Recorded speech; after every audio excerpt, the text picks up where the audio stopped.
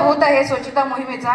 त्याची सुरुवात गाडगेबाबांनी 19व्या शतकातच केली आणि राष्ट्रसंतांनी तर आपल्या ग्रामगीतेमध्ये स्वच्छतेसाठी सांगितलं आहे की गाव गाव असावा निरोगी सुंदर, सुधारावे लागेल एक एक घर। गाव असावा निरोगी सुंदर, सुधारावे लागेल एक एक घर। सारे जीवन निरोगी सुरेख, तरीच होईल गावाचे। म्हणून आपल्याला एकेका घरापर्यंत पोहोचून आपल्याला हे गाव आरोग्य सुंदर करायचं आहे।